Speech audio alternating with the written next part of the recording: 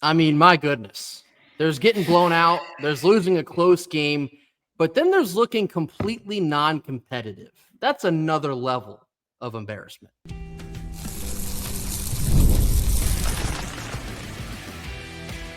You are Locked On Wolfpack, your daily podcast on the NC State Wolfpack, part of the Locked On Podcast Network, your team every day.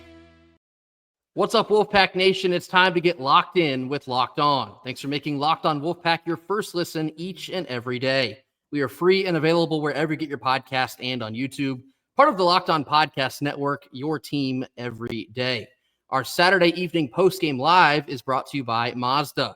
Like players, Mazda sweats out every detail because when you make every move count, pulling off the unexpected is only the beginning. Mazda, move and be moved. Happy Saturday evening. In fact, well, it's actually not happy at all. I almost said it twice. It's Saturday evening, and NC State football just got the pants beaten off of them at the hands of the Pitt Panthers, 53-34. My goodness. And we said before this game, this is a winnable game. Pitt's a good football team, but it's a winnable game because they've shown deficiencies down the stretch of their previous games. We made Pitt look like prime, almost like Alabama tonight, almost like Clemson, like Trevor Lawrence level Clemson tonight. Zero defensive resistance. Play calling was all over the place. I don't know how you go away from Hollywood Smothers after he breaks off a career-long 65-yard touchdown. Justin Jolie has a career day, but comes up a little limp on his leg. We're certainly hoping that he is going to be okay moving forward. A little bit of a scary moment there, but I guess the reason I said Hollywood and Justin Jolie, because it looked like those might be the only two guys that wanted to be there today. Embarrassing blowout loss, but how embarrassed can you be at this point when it's almost to be expected? Well, that's the thing, Grayson. You need to be extremely embarrassed by this. As a program, you need to be extremely embarrassed by a loss like this. You should never expect this to be the case. I expect it, to be quite honest, for NC State to come out and put on one of those games where you're like, oh, this is a classic Doran game where all the chips are down and you're like, all right, we're all done with Doran. And he's like, hold on, wait a minute now. And that was not possible in this one. This team is beyond bad. This team is beyond, this is beyond like these types of things happen. This team looks hapless and helpless. How do I say this team looks hapless and helpless? Pitt came into the offseason knowing Eli Holstein was going to be their guy all offseason, right? They played against Duquesne in game one. Duquesne. Quick question, Grayson. If I had to tell you, guess, where would you tell me Duquesne University is? I am a college sports sicko, so I know where it is. It's in Pittsburgh. Correct. But how much of the population do you think knows where Duquesne is? I would imagine very little. And they allowed 61 points to this offense with the returning guy who won ACC Freshman of the Week almost every week for 8 weeks straight or 7 weeks straight to start off last season, right? So it makes sense that Duquesne, an FCS program, allows 61. Not only did we allow 53, Grayson, it was the way that we allowed the 53. It was the way that all of that happened in this game. For instance, you look at Kataris Hicks, who caught that long 84-yarder, right?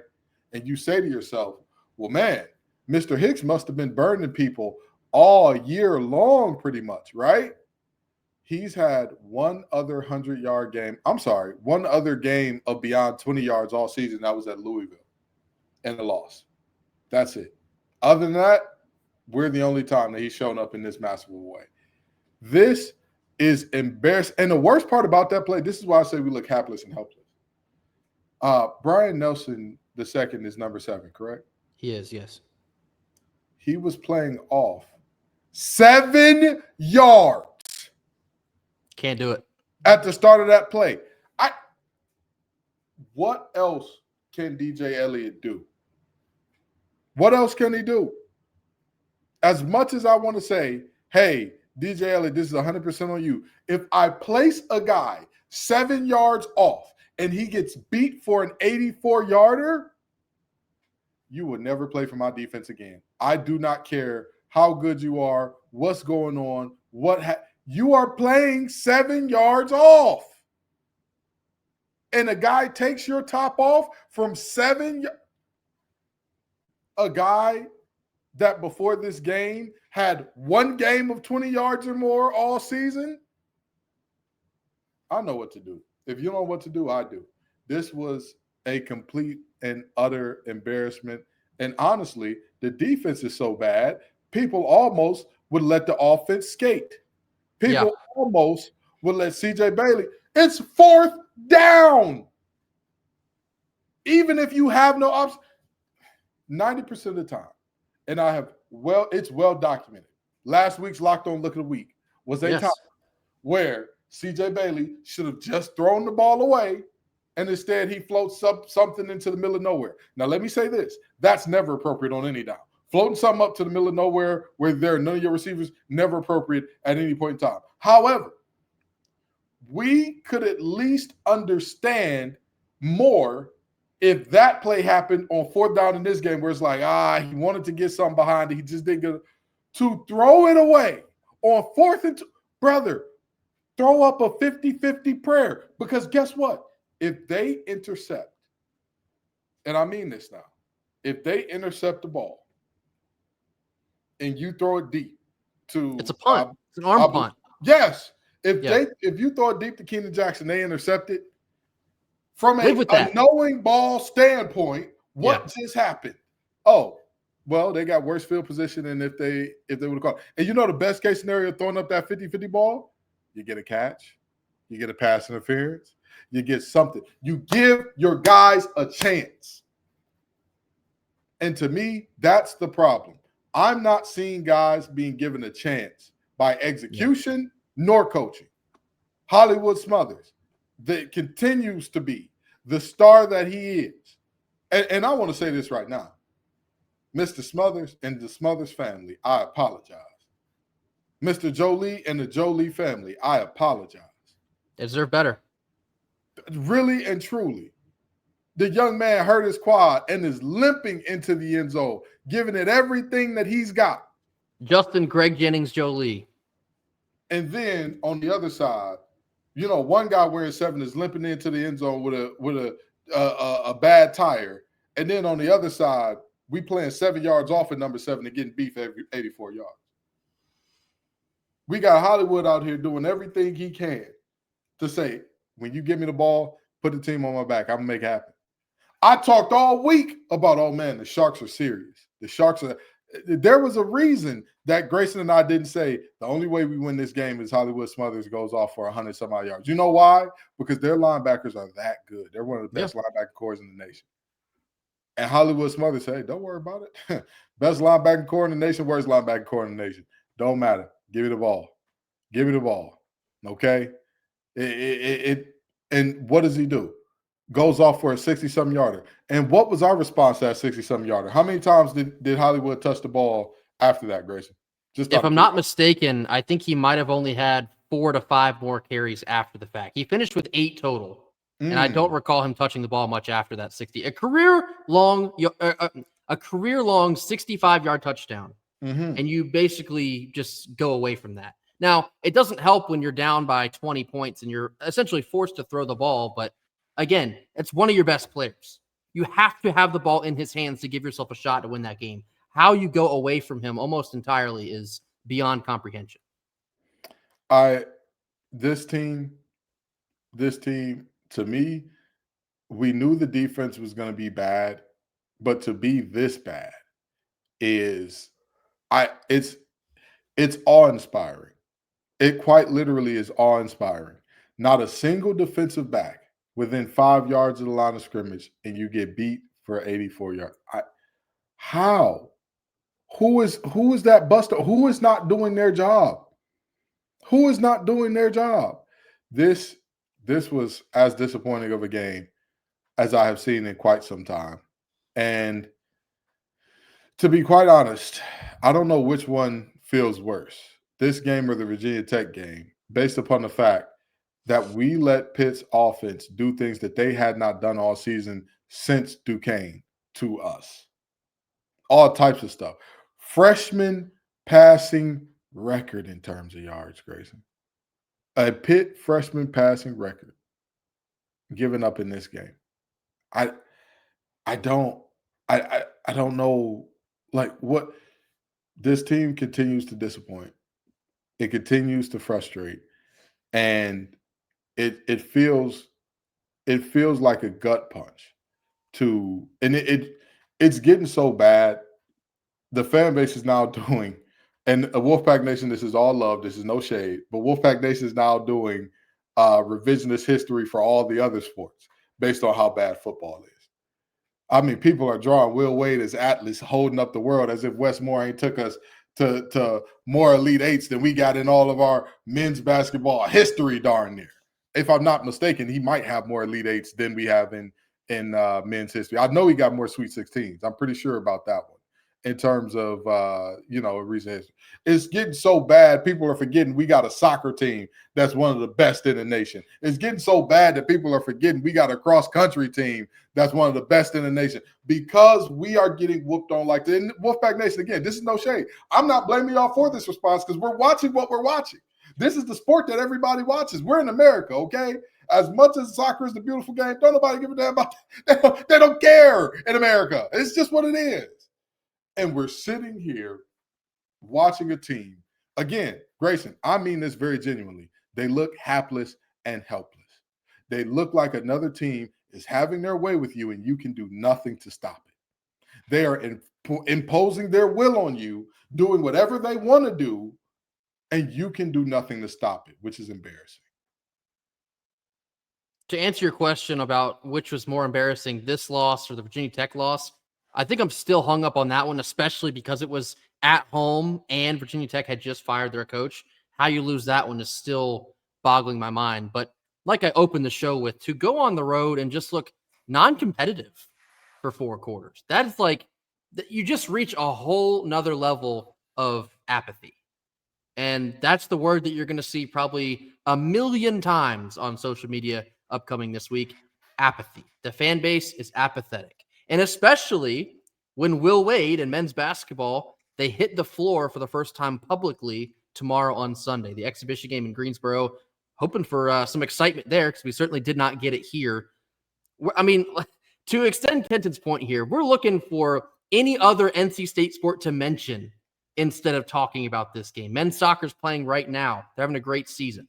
We would borderline rather talk about that than NC State football, the sport that we wait 8 to 9 months a year to be able to talk about. That's how brutal of a watch. The sport that I played, the sport that I understand at the deepest level, the sport that I spent 17 years of my life playing. Grayson, the things that I saw in this game, I legit do not understand. That's the part that's frustrating me. And I know we got to go to break after this, Grayson, but I'm legit trying to figure out, because the 84-yarder playing 7 yards off, fine. As terrible as it is, that's one play, throw it in the trash. Grayson, I don't understand then how we allowed that play, and then for the basically the remainder of the game, we're playing off so deep. Yeah. We're playing off even deeper at that point. Heishel is just saying, hey guys, we really don't have to go too deep. They'll give us what we want. This is not a hostage negotiation. We're not exactly figuring out where we're going to hit our spots or what's open and what's not. We have whatever we want available. That is disgusting, dude. That is disgusting. That's one of those things that I am constantly left asking. How do you, and I mean this from a very serious, non-joking standpoint, how do you, as a defensive coordinator, sleep good at night after this? You don't. You can't. Honestly, you can't. I'm not saying you need to go Fran Brown, winners get washed, because me personally, I'm going to take a shower regardless, win, lose, or draw. But that shower would be mighty long with me having my head in my hands thinking, what under God's green earth? What can I do with these guys? What can happen? What can happen? Because people are talking about, oh, well, I saw somebody in the comments say that Gibson left the cupboards, man. How barren do you think the cupboards would have to be to allow 8 less points than Duquesne? Not Duke. Duquesne, ladies and gentlemen. You had some dust bunnies and some spider webs up on that thing. That's how barren we're talking about. Quick ad break, and then obviously we have much more to talk about. Stick with us. Our first Saturday post-game live sponsor is Mazda. Mazda crafts cars for those who do more than just simply move. From footwork to breathwork, athletes sweat out all the details. Mazda brings this very same approach in how they craft each and every model. You can feel the Japanese craftsmanship in every detail, from the metallic accents to the available Napa leather upholstery. You can make everyday drives feel like anything but, from smooth handling to intuitive controls. With all-wheel drive standard in every crossover SUV, you can drive with confidence through almost any season. Like players, Mazda sweats out every detail, because when you make every move count, impossible becomes irrelevant. Mazda, move and be moved. All right, middle portion of our Saturday post-game live. Pitt trounces the NC State Wolfpack 54. Actually, I already forgot the score. 53-34. That's how bad it was, ladies and gentlemen. I do want to talk a little bit more about Mason Heinschel, the Pitt quarterback. He is a true freshman, as in was playing high school football a calendar year ago. He threw for over 280 yards in the first half of this game. And for posterity, Kenton mentioned a true freshman record, 423 total passing yards, 3 touchdowns, no turnovers. Embarrassing. And I tweeted this earlier in the game. What did we do for the last 2 weeks? Because you had a bye last week, and obviously that gives you 2 full weeks of prep. How does NC State come out to Pitt, who again is not a world beater of a team? They're a solid group, but they're not impossible to beat like we made them look. How do we come out and just look completely lost? Just in the woods, no sense of direction. That is such an indicative point about where this program is right now. And I know earlier in the week we talked about Coach Doran and what does NC State do at the end of the year. If you needed any more proof, I mean, this is a program that is lost right now. In year 13, you're lost. You're now 4-4. You still have to play Georgia Tech, who's undefeated. They're going to be at least top 7, because they're 7 right now. We'll see if they move up or not. At least a top 7, possibly top 5 team in the country. What is that game going to look like if you get absolutely obliterated by Pitt? I guess we'll find out in a week. Then you got to play Miami, which last I checked, they're losing to Stanford. Wouldn't that be hilarious? But you got to go down to Miami and play Miami. You play Florida State, and you play the Dirty Foot Club. Kenton has said this a million times. Every game's winnable, but also, as we saw today, every game is extremely losable. Because when you show up and you have no sense of a game plan, no sense of urgency, no sense of trying to just be the better team, the more talented team. Pat Narduzzi, I'm still hung up on that too. Pat Narduzzi said that we are the most talented team that they have seen up until this point. In the most Tyler the Creator meme I can muster, so that was a lie. I think that only reaffirms my point. That had to just be added motivation for his team. Kirby smarted us. He told his team that NC State's a good team. They're going to come up here and beat you. You got to be ready for this. And they played like that. So my question then is, what did Dave Doran tell the NC State Wolfpack coming up into this week? What was the message portrayed in that locker room? Because this was the end result. Just ugly. Just despicably ugly. Grayson, I have to admit on there, and I have to say this publicly, because the same way I say when I'm right publicly, I got to say when I'm wrong publicly. Not only was I wrong about wrong team favorite, because I thought that the Pack were going to go up to Heinz Field and pull off an upset, but I was also wrong saying every game is winnable. I don't believe that to be true. I do not believe that to be true. Not anymore, no. I don't, and no. Even if we just say the games going forward, I don't believe that some of those games are winnable for a couple reasons. Number one, this team lacks belief. They lack belief and togetherness. To me, the togetherness of this defense, or lack thereof, was shown by how Coach Bell could call this game. And this is what I like to call a whoever offense game. You know what whoever offense is, Grayson? Hopefully whoever has the ball can make a play. Oh, no. It's worse than that, Grayson. It's worse than that. Whoever offense means, when you see a certain guy in front of you, whoever got the ball they're going to get it done on him. That's what that means. That's what teams are looking at us as right now. Because, Grayson, in no world do you look at a defensive back playing 7 yards off as a quarterback. In your mind, seeing a guy play 7 yards off and then proceed to start backpedaling at the snap, that eliminates any deep route being run on that guy. If you respect that corner, if that corner is decent, if you believe that the corner and the safety have any type of communication. Yes, whole team is a milk check. Yes, that's what the whoever offense is. Because if you see that a team is in cover 3 or even cover 2, but you believe that the corner is the one taking the deep half, you do not, under any circumstances, look at that post. You don't look at that. That doesn't happen. You know why Heinzel looked at it? This is the whoever offense. This is, we can do whatever on them boys. They ain't got nothing for us regardless of what we do. You and I sat here and said Notre Dame was playing disrespectful football by throwing fades when we had guys 8 yards off. Yep. Notre Dame, I apologize. I was not familiar with our game. I apparently was not familiar with NC State's game. This was as disappointing of a game. And here's the deal, right? Here's the deal. I was wholly against Grayson's idea of potentially having a gap year where you just get somebody else in, for a year. And then telling you. After this, I'm telling you. Because I'm with all due respect, I cannot imagine, and I'm not saying this lightly, I'm not saying this jokingly, I cannot imagine what DJ Elliott has gone through this year with some of the losses that he's endured and things like that this year. Yeah. Losing a child, I cannot imagine. I got 10 nephews and nieces. They're the closest thing I have to children. If I lost one of them, I cannot. I imagine I'd be quite distraught as well. I imagine I'd be unable to function and do my job because I got, between this show, Locked On ACC, and my full time, I got 3 jobs every day. I got to clock in, go to work every day. Yeah. Got to do that, right? I can't imagine what that would be like. But my thing is this. If this is the best you can do, if this is the best product you can put out there, have respect for your legacy and your name as a coordinator and say, I've got to step away. I've got to step away. I can't be the best man for the job. Yeah. I'm allowing 8 less points than Duquesne. I can't be the right man.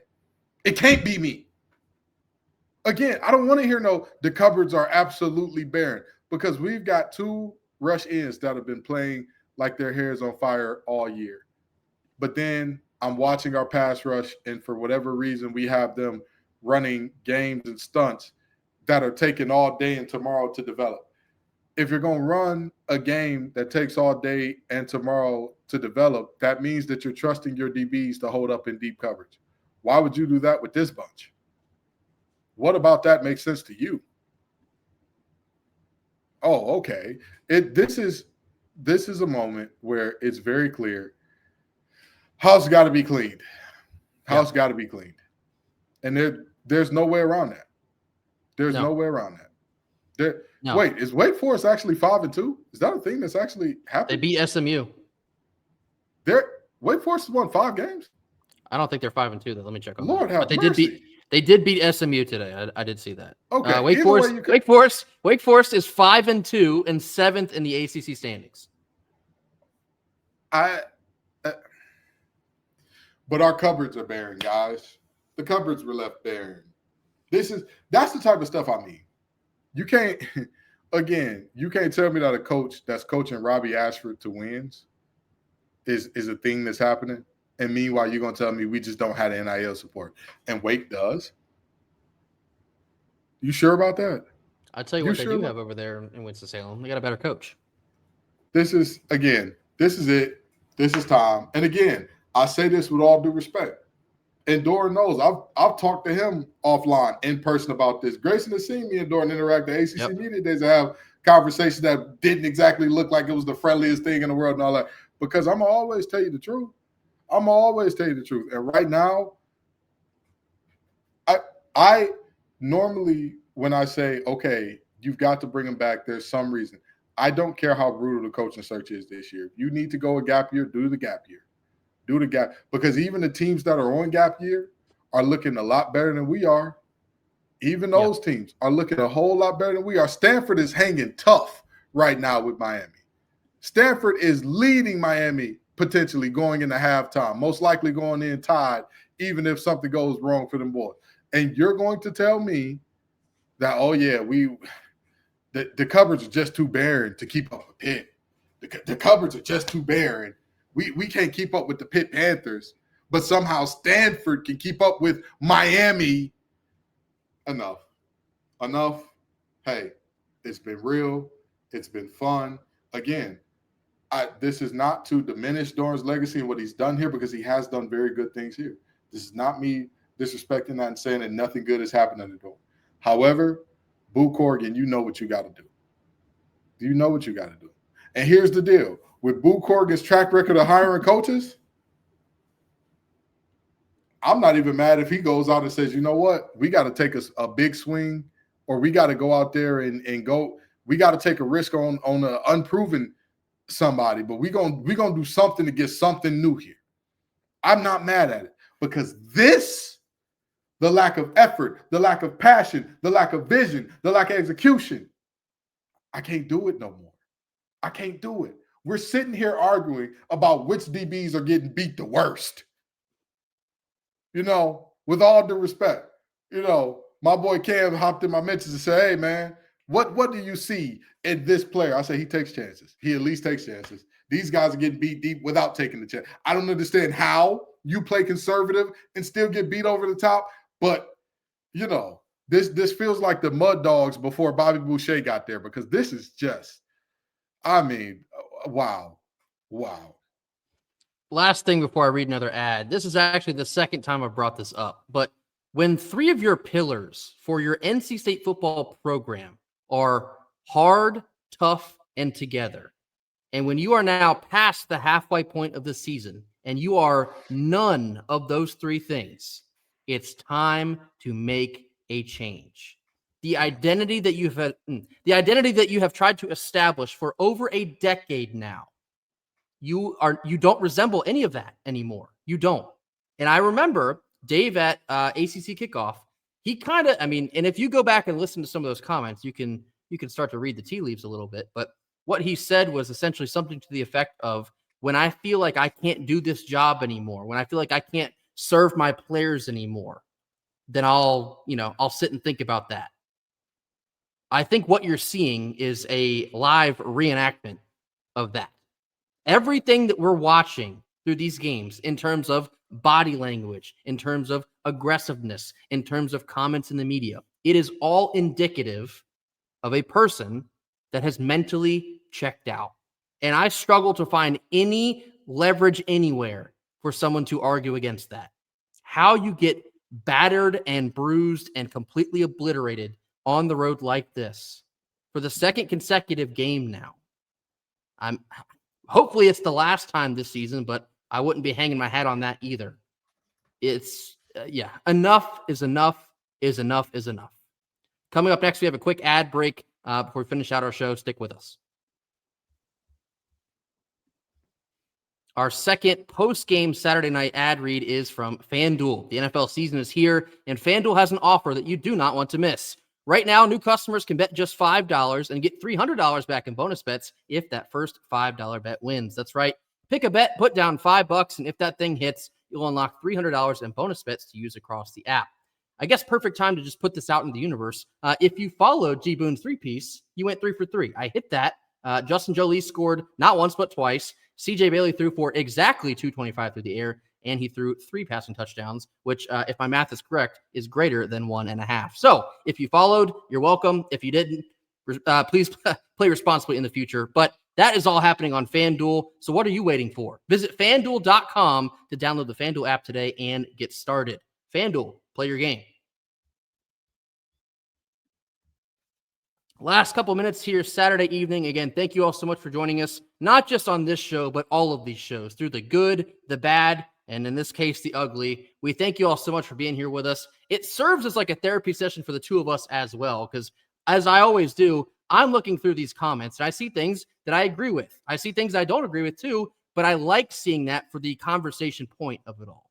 We love opening this up to everyone as a group therapy session because the Wolfpack, we all know this to be true, it's not for the faint of heart. And so for right now, over 150 of you to be in here with us after the beatdown we just witnessed, it speaks to what a great fan base this is. We all deserve better, and one day we will get it. We're about to get it on the basketball court, but that's a story for another day. Thank you all so much for being here, as always. Last couple minutes here before we close this thing out. Let's end on some positive notes, right? We talked about Hollywood Smothers, a career-long 65-yard run, remains, and still with the championship belt on his shoulder, the best player on this team. I hope that the transfer portal is not where he'll be going, because my hope is the NFL. This is an NFL talent. Everyone can see it, not just NC State fans, but the media can see it. Talent evaluators can see it. Electricity every time he touches the ball has been that way since last year. What a joy it has been to watch Hollywood Smothers put on the red and white and completely show out as one of the top 5 running backs in the country. Hollywood Smothers, Houdini Smothers, call him what you want to call him. But either way, he is prime time. The young man is fantastic. He just finds ways to, continue to make plays. And I'll say this, Grayson, in terms of the silver lining, and I know that people are not going to like this. The silver lining is how bad we are. That's the silver lining. Let me tell you why. Explain. Let me tell you why. Even for people who thought like I thought coming into this game, I said the coaching search right now it's too steep. It's too treacherous to land a quality coach based on, and by quality, I don't just mean a quality coach in terms of a coach that can make you a better program, that can elevate you from where we are right now. I mean a coach that is a big enough name, like a Will Wade, perhaps, even a level lower than that, because let's be honest, this Will Wade hire, it took everything falling into place perfectly for it to happen. Trust me, I know the behind the scenes of it. That's how Grayson and I were able to tell you before anybody else who the guy was. It took everything falling in line perfectly. I'm not even expecting a Will Wade type of thing. My question was, even if we go a tier or two below that, who could we actually get to come into NC State? But this game and this team and this defense are so bad, that argument is null and void at this point. The argument of, hey, how it can get a lot worse if Doran ain't here to keep the ship stable, that goes out the window. Quick question, Grayson, how many games we got won this year? 1? No, I'm saying how many have we won so far this year? That's 4. 4. We need 2 more for bowl eligibility. Of our next games right now, how many could you see us winning? And I know people are going to say, well, you're falling for recency bias and you're never as bad as people think you are when you lose a game. But how many of those do you think NC State's going to be favored in going forward? Favored? Yes. Probably just one. It's probably going to be the Dirty Foot Club. I mean, maybe things could change at that point in time because, again, they took Virginia to overtime, came up a yard short, but even they look like they're somehow improving, at least a little bit marginally. So I'd say us being at home, that's probably going to be the only one we're favored in. We're not going to be favored against Georgia Tech, certainly not on the road against Miami. And Florida State, maybe Florida State. We'll see. So here's why I asked that question. You are looking at how many teams out of the bottom rung of the ACC in terms of the teams that we played this year, and how many of those games are going to end up being losses. If you lose to Florida State, if you lose to the Dirty Foot Club, again, the silver lining for me is that there is no more room, there is no more argument for, well, there's a floor that you can bottom out and reach. Nah, you're there. You're in hell. And I don't subscribe to Dante's 9 circles. Not my personal theology. So you're already in hell. Do what you got to do. Do what you got to do to get out. Yeah. And that's Awkward my silence. silver lining for this Yeah. thing. I mean, truly, that is my silver lining for this game. You're in hell already. There is no doubt about it. There is no, and I hope we don't lose our monetization for that, but it's the truth. That's where you are. You're not in a good spot. You're not in the good place. It's over. It's done. Silver linings, man, I don't know. I don't know if it's worth trying to find one in this game. I think probably Justin Jolie and Hollywood Smothers being the, not just your best players, but the two guys that want it seemingly more than anyone else. Justin Jolie literally on a bad wheel, still grinding his way into the end zone. It's just like, now that is HTT. Why we can't get that from anyone other than Hollywood Smothers, that continues to blow my mind, because that's not NC State football. That is not the foundation in which, we've tried to build this thing over the last decade plus. And so I don't know. I'm just putting myself in a toilet bowl going around and around and around here. It's time. We all know that it's time. I don't know how you defend against it being time. An embarrassing loss like this one, at least we scored 30 plus points. Hooray. But doesn't feel great. It's Chris Paul hitting a 3 to be down 42 points in the fourth quarter. It doesn't matter. Yeah. So tough loss, ugly loss. Basketball starts tomorrow officially. That's something to look forward to. 53-34 loss in Pittsburgh. Coming up next, we got Georgia Tech at home. That's going to be a top 10 team in the country, possibly top 5 team in the country. Again, continue to keep your eye on that. That will do it for us here on Saturday night. As always, NC State has the best fan base in the country. Thank you all for being in here. Win, loss, and anything in between. You guys are the best. We appreciate you wholeheartedly, regardless of the result. Again, enjoy the rest of your Saturday. Basketball, they're playing tomorrow. We'll certainly keep our eyeballs on that. For anyone asking about how to stream that, I don't believe you can. I think the audio feed is the only thing available. So if you're in the building, of course, you'll have your own 2 eyeballs on that. But if you're not, it's a radio feed for everyone else. Basketball, Will Wade's coming to save us because football, gross. Don't have much to talk about. Again, Wes Moore is on the break as well. That's right. One of the biggest and best front courts that he's fielded in quite some time since Alyssa Grenade was walking through those doors, probably. So, Yeah. So, appreciate y'all. We love y'all. We will see you again on Monday for more. So until then, go Pack. Go Pack.